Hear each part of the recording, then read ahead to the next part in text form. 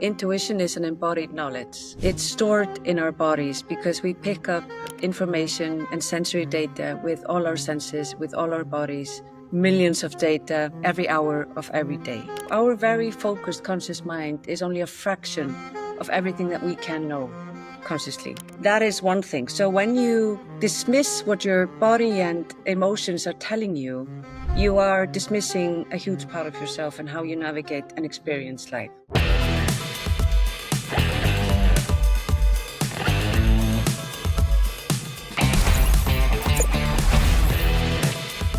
Welcome back, everyone, to the Sparks of Gratitude podcast. We are so excited to have you today. And always, we are grateful that you've spent your time with us. And so remember that your time is important, and we're happy that you're sharing it with us. Today, we have an amazing guest joining us from Berlin and Iceland. Her name is Hrund Gunnsteinsdóttir.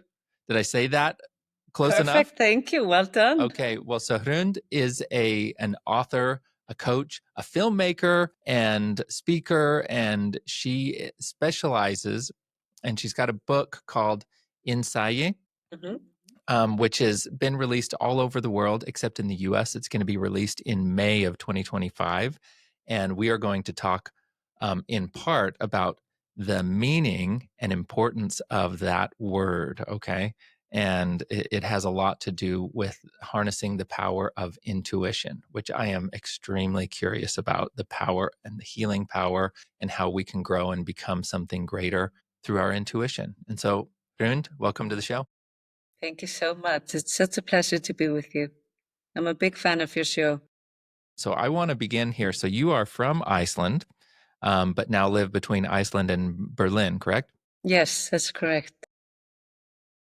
And I watched your documentary called InnSæi, and this is about your journey, and I suppose kind of struggles with the distance between your mind and your body.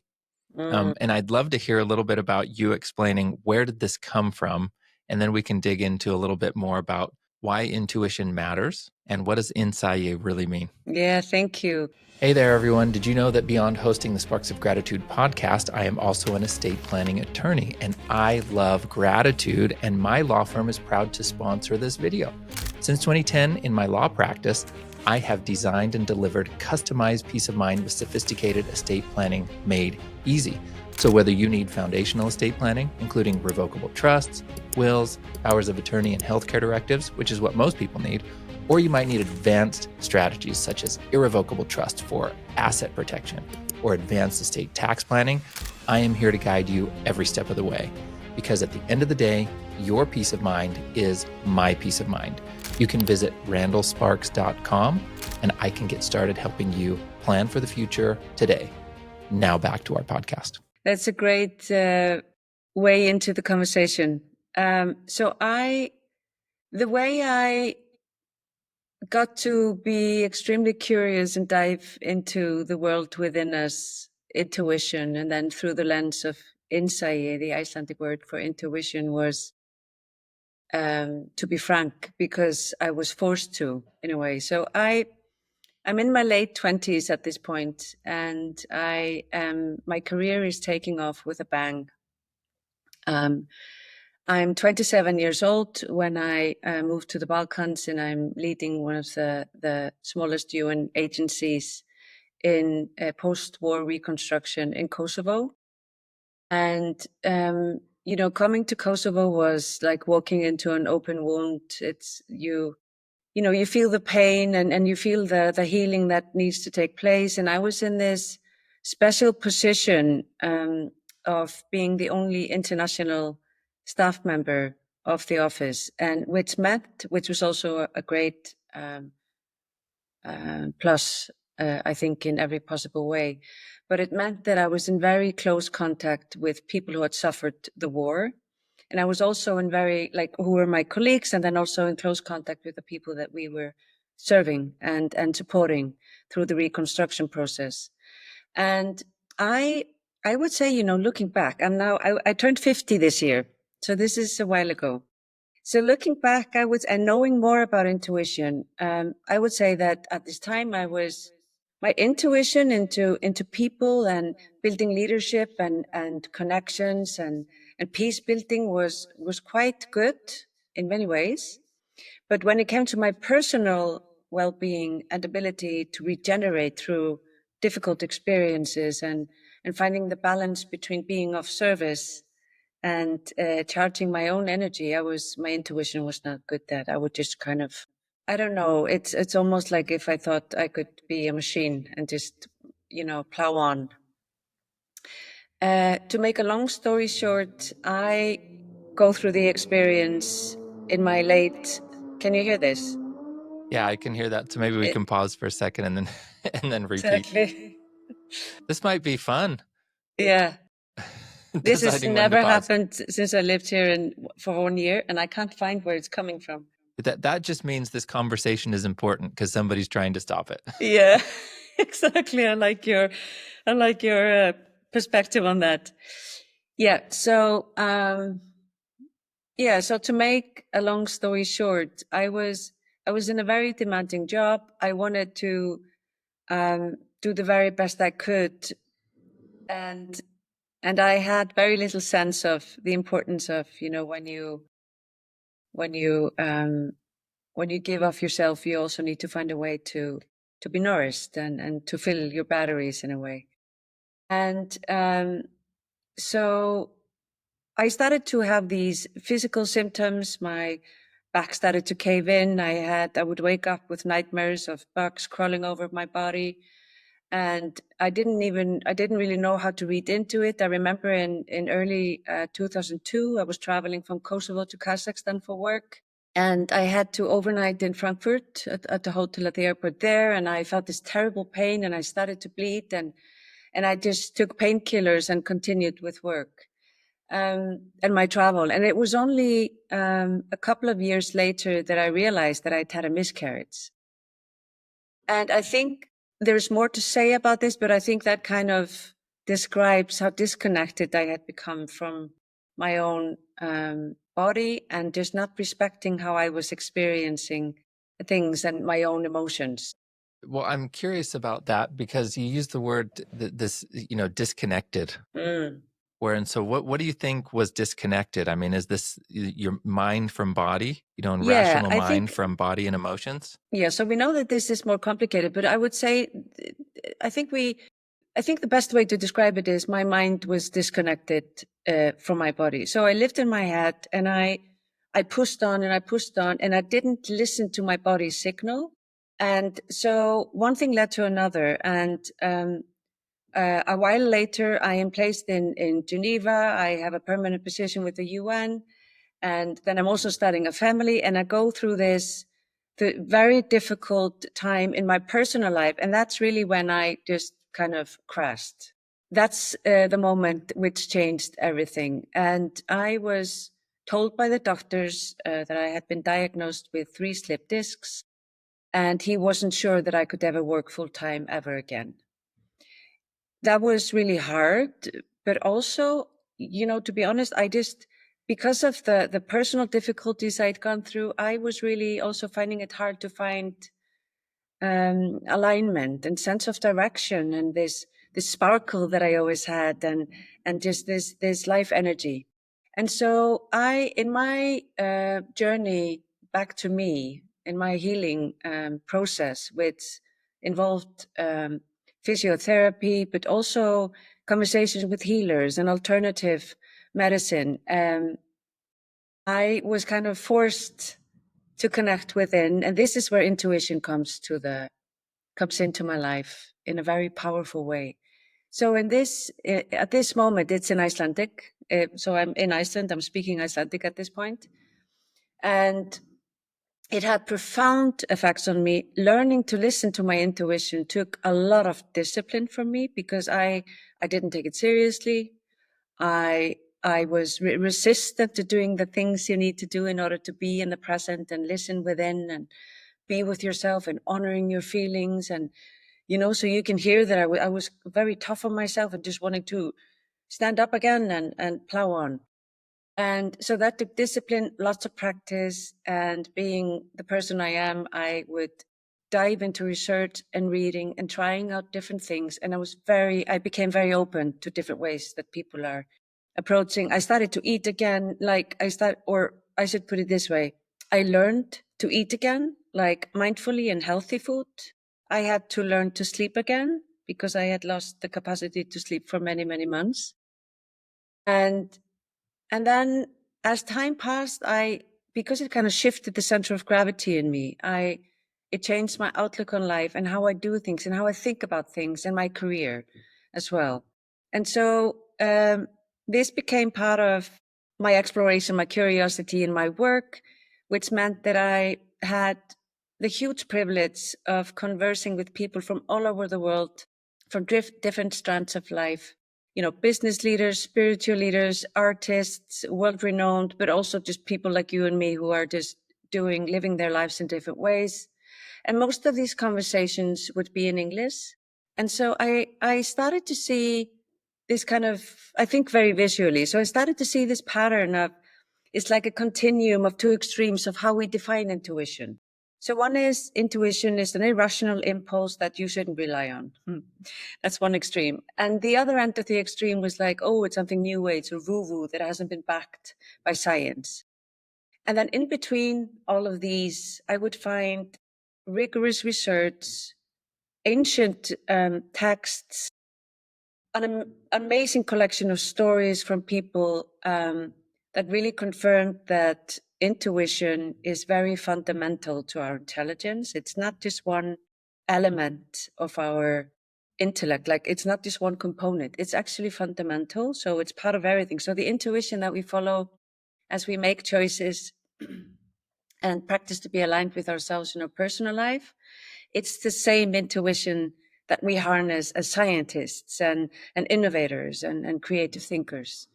That's very important. That was very different from how I was used to reading about intuition.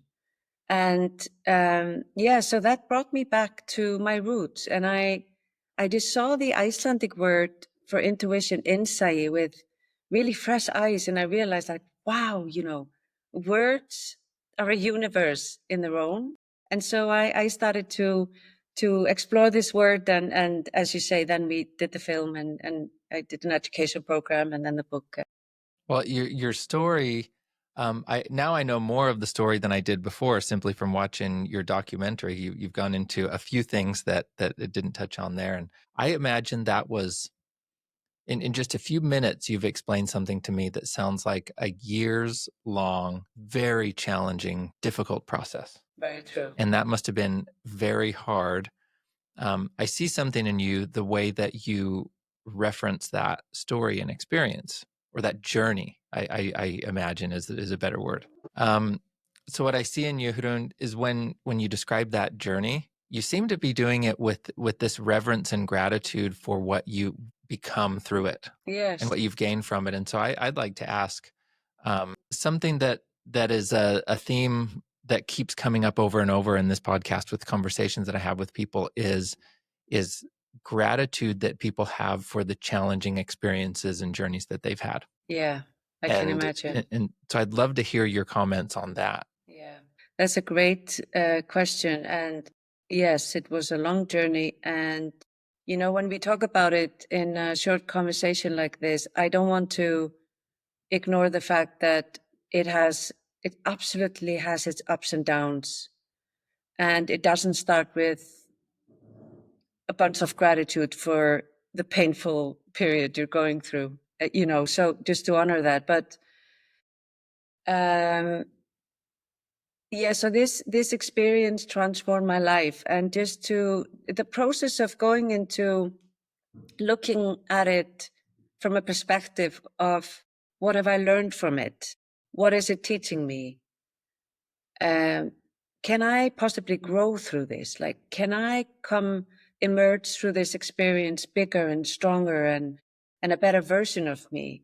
That was absolutely something that was, I'm super grateful for having been guided into that direction. And I would say that it's like thousands of puzzles that come together, and then you go back 2 steps and 1 step forward and all that. And also there's another layer to it, which is putting into words this intangible part of our intelligence, the world within, the sea within, intuition was also a labor of love, and was very challenging for many years, and it still is, even if I've been practicing it for over 20 years. So yeah, it was. I think that there's a part of going through pain and difficulties where I have lived long enough and done things that have kind of brought me through journeys like these more than once, at a smaller scale later in life, but more than once. And I do know the feeling as well of being in the middle of something that's really hard. And at the same time, I don't want to jump out of it. Like I have to go through it. It's almost like a comfort zone in a very strange way. Because I was, yeah. Yeah, I love where you're going with this, because I mean, I've gone through my version of challenging experiences, and I agree with you, to honor that it was difficult, horrific, painful, whatever we may use to describe that experience, and it's not appropriate necessarily to say, well, you just need to be grateful in the middle of that experience. I don't feel that, but what I do feel is that having the experience, knowing and being aware, and this is where you talk a lot about in intuition. It's this awareness of the experience, and I feel like when I hear you describe this, that what you've learned through going through these challenges, through this journey, is that well, and maybe I'll re-ask this question. Do you feel like you would have learned about the importance or the impact and power of intuition had you not had this traumatic experience? No, not in the same way, for sure. Right. And that's where I feel like this awareness of the challenge and the pain that you go through this journey, that's where you uncover within yourself the knowledge and the power that you can endure something more difficult than you maybe thought that you could beforehand. And Absolutely. and that awareness. And so I'd love to hear your thoughts on that. Absolutely. So these are really good points. And there are two things in this, and I want to make sure I remember to hold them together in this space. And one is, intuition is an embodied knowledge. It's stored in our bodies because we pick up information and sensory data with all our senses, with all our bodies, 24/7, millions of data every hour of every day. Our unconsciousness, the sea within, is the biggest part of our consciousness. So our very focused conscious mind is only a fraction of everything that we can know consciously. Do you see what I mean? So that is one thing. So when you dismiss what your body and emotions are telling you, you are dismissing a huge part of yourself and how you navigate and experience life. Neuroscience tells us today that first we feel and then we think. So let that sink in for, I mean, that's a very important thing to know. Like, what is our body telling us in this moment? And we have research showing that we physically react to situations before our mind is aware of them. The other thing I wanted to share in this context is, in a very, it's kind of a bad thing to say, but in a way, the most impactful way for us to learn is through trauma. So negative experiences impact us in way deeper ways than positive experiences, and especially also words and thoughts and everything. But trauma is something that has the power to change us in profound ways in a very short period of time. I mean, they last for a long time depending on our healing process, but it's kind of remarkable, isn't it? So I think that the fact that I was on the edge of something in my life there, and when I shared with you that my doctor said I might not be able to work full time ever again, for me, this was not just about the practicality of being able to work and earn a living. It felt like I was fighting for my life, because all of a sudden I knew the difference between what was in my case. I would be, because remember I mentioned I just lost that sparkle in my eye and sense of hope, and the spirit kind of waned. And so for me, it became a question of, am I going to merely exist or be fully alive? And it changed the way I regard every single day in my life. It's like, this honestly could be the last day of my life. And how do I want to cherish it and just make sure that I go through it with my senses lit up to the extent that I can. Sometimes I'm tired and I just really can't. So I just cave in and get more of a rest from the outside world because I need to restore my energy. But so that's what comes to my mind. Well, I love those 2 points. What I'm really curious about too is in that dark moment, somehow you found the ability or awareness to say, well, I've lost that spark. I've lost that meaning and purpose. But somehow you were aware of that and said, I want to uncover that. I want to find that again within yourself. How did you arrive at that point? To realize it, you mean? Yeah. I think it was the urgency of where I was at. It was just like this, to really sensing that metaphorically, I felt like the ground beneath me was just eroding, so I ended up resigning from my permanent position with the UN, which had been my dream job. I ended up having to rebuild my physical energy and my spirit, just like, and so, yeah, I think it was just the realization that something really serious has happened, and it's not just a broken arm. It's a combination of things, and so and the uncertainty that was in front of me, given the decisions I had taken, was just a big black hole. But there was something in me, that combination of different things, but there was something in me that enabled me to gain clarity in thought. And I remember I went down to the sea close to where I lived, and I just had to make a decision about very fundamental things, my relationship and my future job and where I was going to live and everything. And because of lack of sleep and all of the things going on, I'm super grateful for having just gained that sense of clarity. And the question just came to me, Hrund, and remember, this is me in my late 20s. The question came to me, Hrund, how do you want to look back on your life? And I just saw myself as an older woman, and the energy that came with that image told me that was a different thing than working for the UN as a permanent position, because that to me had also been a difficult process of deciding if that was the right thing for me, because I felt that my sense of purpose and energy was being stifled in that heavy bureaucracy and in hierarchy at the time.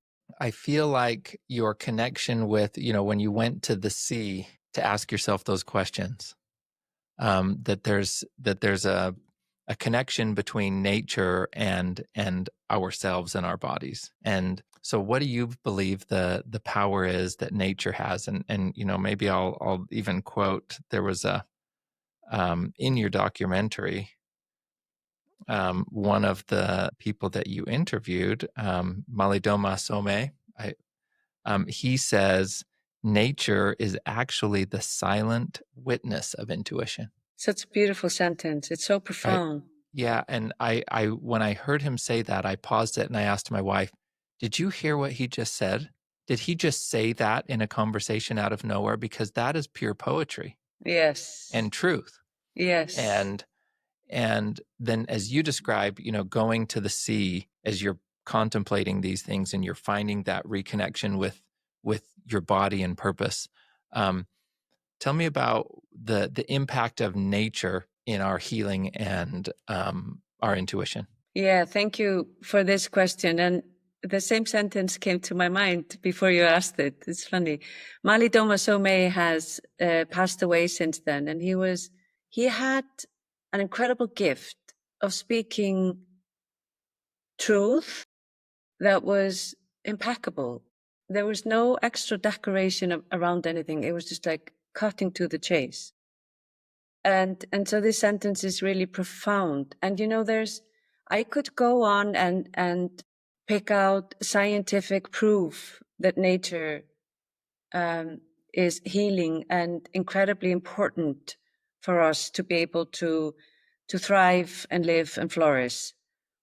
But I think I'll put that aside for now and just really focus on, in a conversation I had with him outside the film, he said to me, in the Dagara community in Burkina Faso, where he originally comes from, the Dagaras are known for their spiritual wealth, but material poverty. And he would say, you in the West have a lot of material wealth, but spiritual poverty. And he said, when we wake up in the morning, every day is undecided and it's full of uncertainty. And that's really what keeps us going. And that's really what makes us excited about waking up in the morning. But in the Western societies, like Malidoma went on to get 2 PhDs, one from Sorbonne and another from university in the States. And he did it in order to speak our language. And his name means he who talks to strangers. And the mission is to build the bridge between the spiritual and the material. And so he trained himself to speak the language so he could reach our attention in a sense. And so he said, when you go to work and you graduate from a university, you think linearly, like the graduation and the good degree will give you, make you settled for life. That's not how the world is, he would say. And we now know that that's more what it looks like today than it did 15 years ago. But I think there's something he said also about nature is that it's chaotic. It's not linear. It's unpredictable. And it rhymes with how we are. And that's why it's the silent witness. It rhymes together. It's together in a flow. And that is something that I relate to. Like, I understand what that means. And so just to give another example for maybe some people who are listening and are not quite with us, there's another way to explain it. And that is, intuition is all about ecosystem thinking. It gets that everything is interconnected, and way beyond what we always calculate or measure or whatever. So everything is interconnected. You and I are interconnected. We are interconnected with the world. So we're like a human being is an ecosystem. Our thinking is an ecosystem. And then we have the rainforest as an ecosystem. So let me take an example. If we take the human being apart and put it into individual pieces, we can't put the pieces back together and make it work like before. Neither can we do that to the Amazon rainforest, but we can do that to a machine or a car. So it really is a different way of approaching the world. We have categorized our knowledge into different disciplines, and sometimes we approach the complexities of life in a very isolated silo, which doesn't get how everything is interconnected. And one of the ways to talk about intuition is to say, InnSæi, intuition gets how interconnected everything is. It doesn't think that everything is linear, although it can be very useful for us as human beings to use linear thinking and put things into silos in order to understand the big picture. But it's important that we don't leave out the big picture and get stuck in the details. I like that. And I think a big part of this is that's kind of being revealed in this conversation is the language we use to talk about what intuition is or what our bodies are or the energy of the world. And I notice I can have conversations with somebody and the conversation can be about intuition and awareness and energy and frequency and connection with nature and how we're all one and in this embodied whole. And I might have the same conversation with another and they look at me like, what are you talking about? Yes. And so finding a language to have, to convey your messaging of intuition and the power of intuition. You have a message that's going to connect with different people with, one person's not going to hear or understand it with certain language, and they might hear it and understand it in a different language that they connect with. Absolutely. And I did get some of that in your documentary where, you had business professors at Harvard and you had neuroscientists and psychologists and people and spiritualists, explaining intuition and energy and connection with nature and awareness from a vast different perspective. For example, Trying to find my things here. One thing that I noticed was, one of your guests, he was a Harvard business professor from Harvard Business School, I think. He said, wisdom is being replaced by knowledge, and knowledge is being replaced by information. And I think this process of moving in that direction with our technology, in some way is enhancing our life, but in another way is distracting and disconnecting us from that connection to our own intuition. Very much so. And that's where I believe the rational mind, what you describe, and maybe this is where we can get into more the Western manner of thinking and language, is it's about information and processes and systems and data and rationality in our thinking and justification for why something is the right decision, versus trusting and relying on our intuition, or even believing that our intuition exists and that we can rely on it. You talked about before the disconnect between our mind and our body, and the rational mind, and the percent of our brain that is actually focused on decision making, versus 98% of our brain is the subconscious and connected to our body and intuition, and even the neurons that exist within our gut, for example. And how much of that creates our awareness. What I believe is in the West, and in my whole life, I think I've been trained to second guess my intuition. And what I see that you've been practicing for 20 plus years is relying on the intuition and learning how to do that. And so what is the process like for somebody to understand, well, what is their intuition, to learn to trust it, and, habits and methods for being able to be aware of that intuition and rely on it? Yeah, that's a very important question, and it's a big one. And maybe the key to opening up the answer to this would be to go into the Icelandic word, and the way that we have developed it in the work that we did in the film, in the work that we did in the university program I designed and directed, but also in my book now. And that is because the word is actually still teaching me. So so you're going with the Icelandic word, and I'd love for you to kind of repeat it and go deep into, what is the Icelandic word, and how it keeps teaching you and what it means. Because I think that helps us also answer the question, like, how do we then practice it? Okay, so the Icelandic word for intuition is Innsaei. If you look it up in the dictionary, you will get a similar definition like you do in other dictionaries. But the way that it's come through my work and our work is to open it up like a sculpture. So Innsaei is combined of two words. It's in and sæi.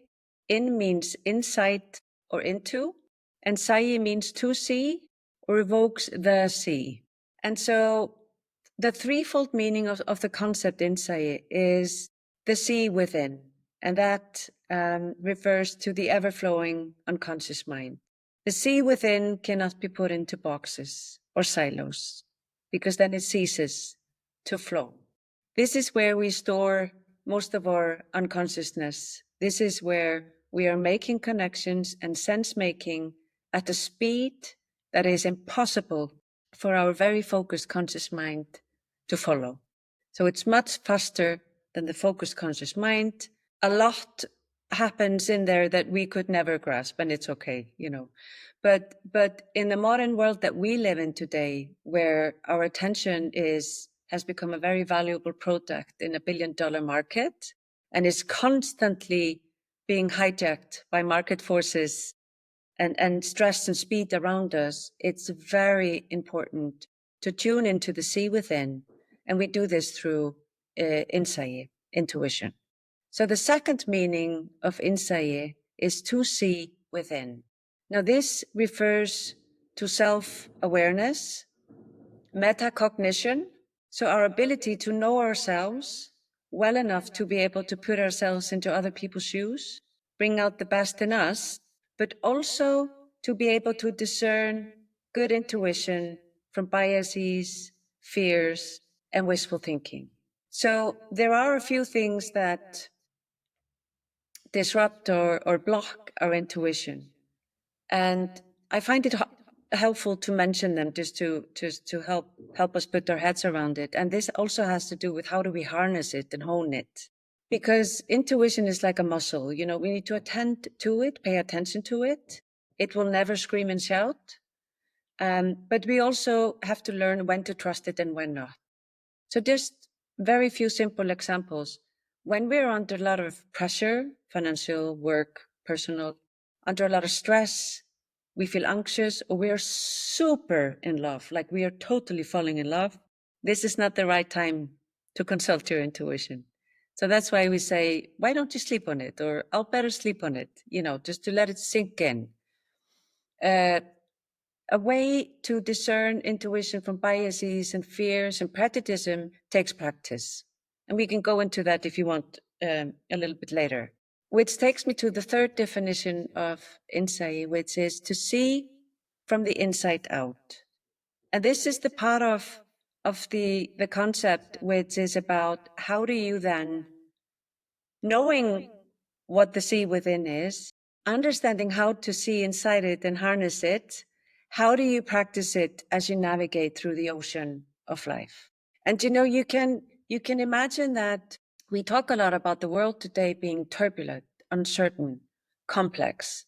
And because I tend to refer to the sea, as you've noticed.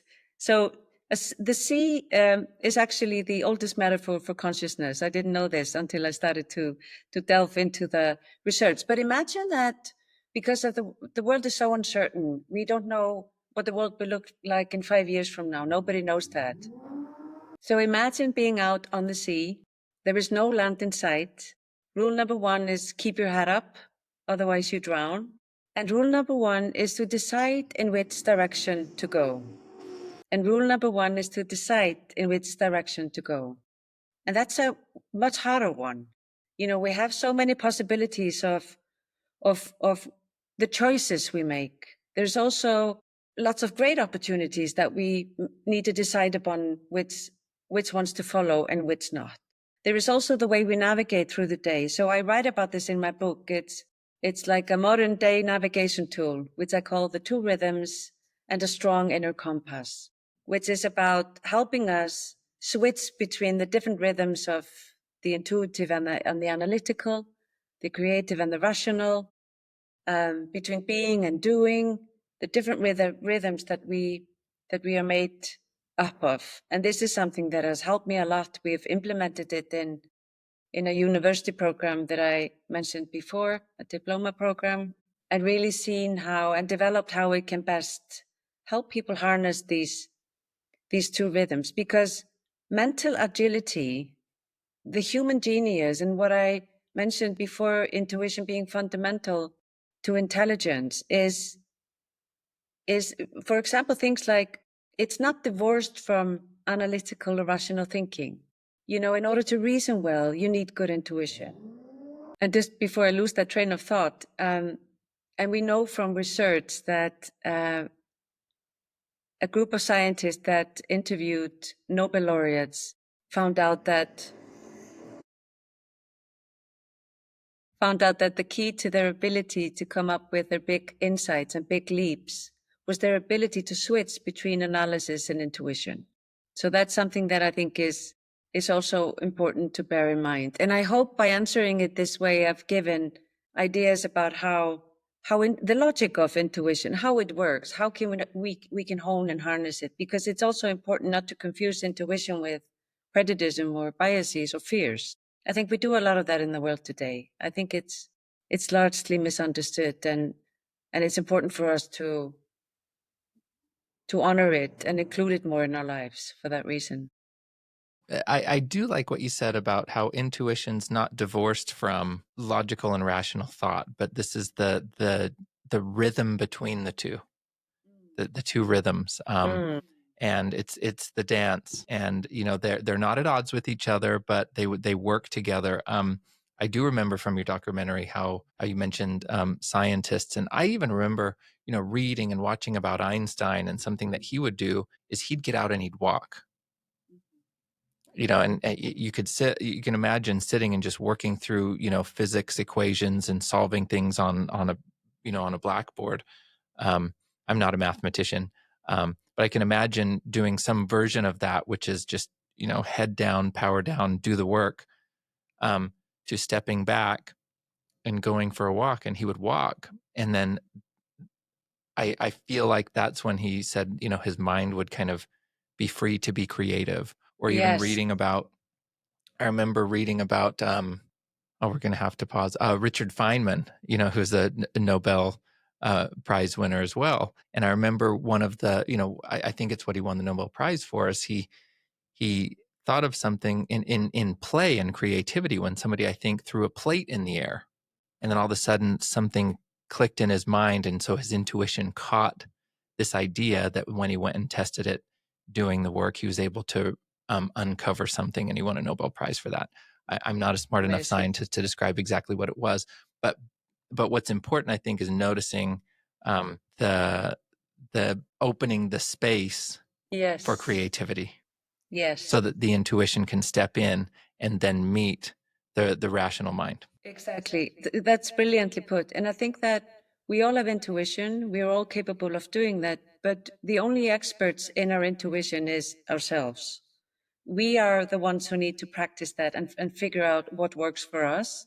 So I'm curious to ask you, when it comes to that in your professional life, personal life, if you want to bundle it all up together, or because you live a very interesting life, and you are like weaving together different things in your professional life.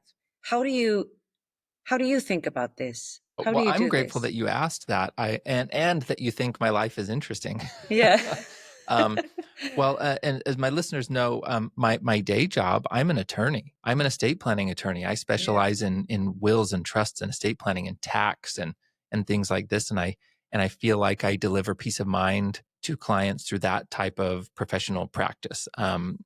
However, in my personal life, I believe that my relationships with myself, with my higher power, with my family, I deserve and owe it to myself to invest in myself, to have that awareness. And so there's things that I do to connect with myself, to connect with higher power, to connect with my spouse and my children, my most meaningful relationships. What I've learned, Hrund, is that the most fundamental value that's important to me is meaningful connection with other people. And I would even expand that to be meaningful connection with myself, with others, with God, with nature.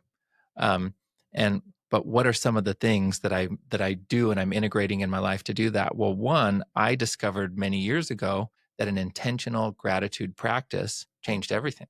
And so that's one thing that I've done. And that's led to me having conversations like this and starting a podcast, because I believe people like you and have fascinating stories and experience. And somehow gratitude plugs into that. And so a daily meaningful gratitude practice has been one where I've learned that it's important to not simply be grateful for, my favorite desserts and things like that, but to find gratitude like you did through the lessons learned through the challenging journey and the treasures that I've gained through them.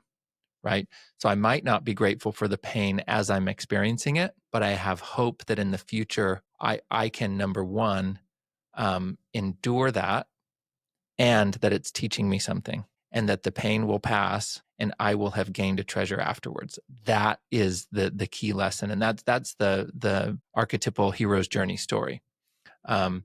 Other things that are important to me, I've actually in the last few years begun a practice of a certain modality of breath work. I think breath changes everything.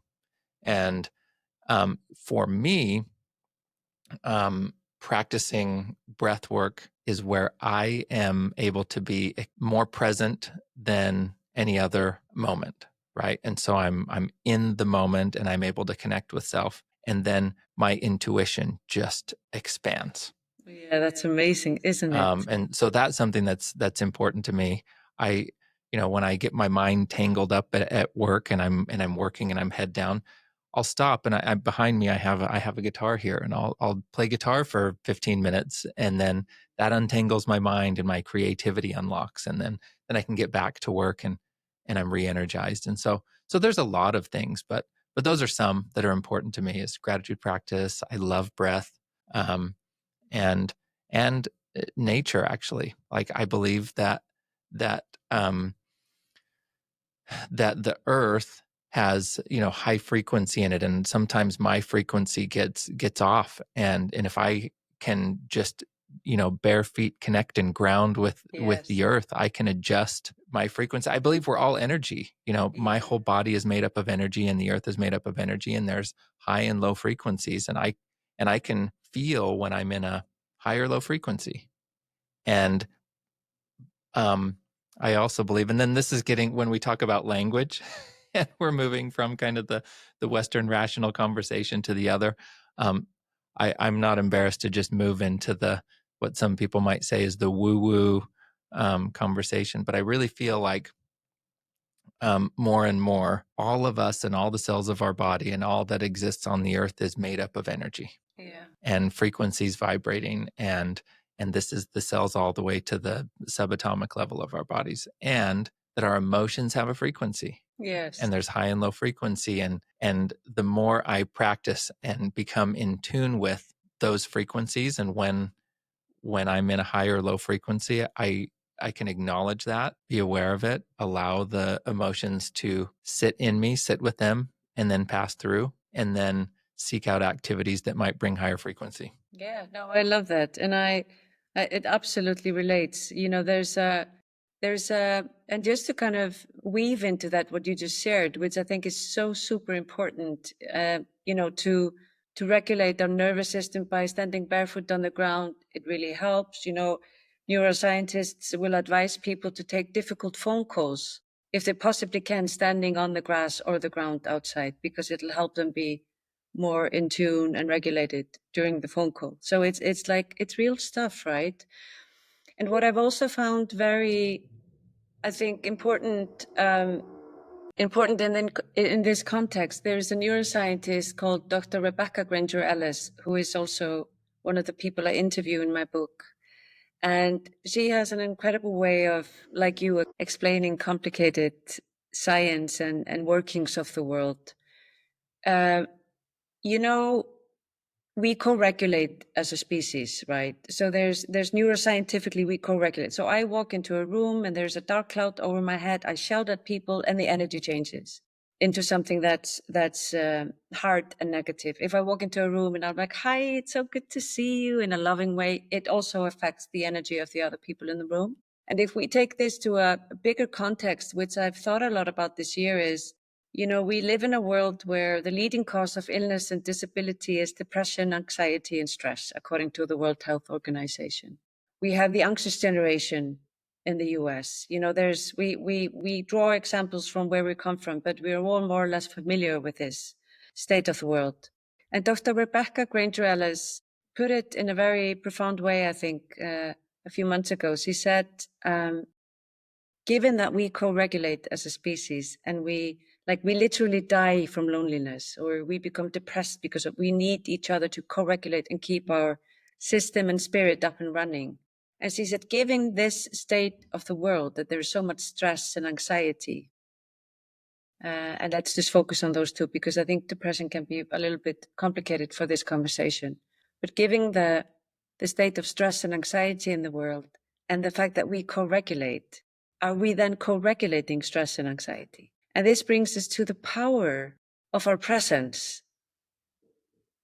If one person walks into a room and has the ability to transform the energy into something that is generous, loving, supportive, from something that was more negative before, that's a lot of power. And that seems like how you defined Innsaei, using 3 different definitions of the sea within, the flowing sea, and the key being flow, how that can flow within us, and then to see within, and then to see from the inside out. seems like all that comes together. And as far as awareness and intuition goes, that power of our transfer, co-regulation with others on other humans. If I can honor the see within and know myself, that begins the process of then I can take that energy to see from the inside out and bring that externally. And is that your mission, that that's how we change the world? Is to look in, and if I can heal me, I don't have any control over you, but I can make that choice of taking that journey in and harnessing my own intuition to heal me. And then how I show up externally can influence somewhere else. But I have to start here in my own body. If we are not connected with ourselves deeply, then it's hard for us to connect with other people, other beings, and the world around us. So there is a severe disconnection going on, and we can just look at it. We can see it in the state of the planet. Our planet has 9 planetary boundaries, and we've crossed 6. We're close to crossing 7. What does that mean? It means that the Earth is losing her ability to renew her energy. Is the same happening to us? And I think that this connection is, I need to be careful about saying, when I connect deeply with me, what happens at the same time is that I connect deeply with you. It's not just about me, but it's about the shift to center of gravity inside us when we realize that we are all interconnected and there's an ecosystem that we are inside of. No one is an island. So everything from the things that we have been able to achieve in our life is so much thanks to other people and circumstances and situations. It's also thanks to us, but it's also thanks to other people. We need to be seen. So there's also this process of, if no one sees you, you feel isolated and alone. And it can be a very horrible feeling where you feel like you don't belong in the world. When somebody sees you for who you are, it can transform how you show up. So yes, I think that's my mission. My mission is also to say, I think it's very urgent that we now take ownership and have more confidence in our own intelligence, that we start to look within, because the only way out is in. I think we have a tendency to look at external things that could probably fix, solve, or save us. I just think we need to be careful about remembering that the things that lie external to us in the form of man-made things, technology, science, methods, theories, are a means to an end, and we need to be clear on what the end is. If we agree that the end, the goal, is to create a sustainable, thriving world for all, or equally positive outcome, then it's important to think about that as we create new ways of navigating and organizing culture and life on this earth. The only way out is in. Mm. That's beautiful. Equal parts transcendent and global and individual, where if I can go in then and harness that healing, and then now my energy can spread out, and that's how we're all interconnected. Yeah. This has been such a fun conversation. I don't want to stop, Hrund. Likewise. I feel like we're just getting started, really. Yes, I say the same. Absolutely. And so before we end, I want to remind everybody that Hrund's book is going to be released in May of 2025, available in the United States. If you live in Europe, you can find it there. Yeah. But in the United States, we are getting the, let's just say it's the new and improved version. It's got a new cover, and I'm excited to get it. I'm excited to read it, and I'm excited for what you're doing. I'm very grateful for the journey that you've gone on, and that you're sharing this with other people. And I agree with you that going in and finding that intuition within us can enhance our own healing and capability, and also connect and improve the world around us. And so, do you have any ultimate thoughts or advice for our listeners before we finish? I'm super grateful for our conversation. I do think that the work that you are doing, you and your wife, like around gratitude is very fundamentally important. And I thought a lot about it before our conversation today. I wouldn't say that I'm religious. I would say that I'm definitely spiritual. But if there's any practice that is transformative for me in that sense, that's gratitude.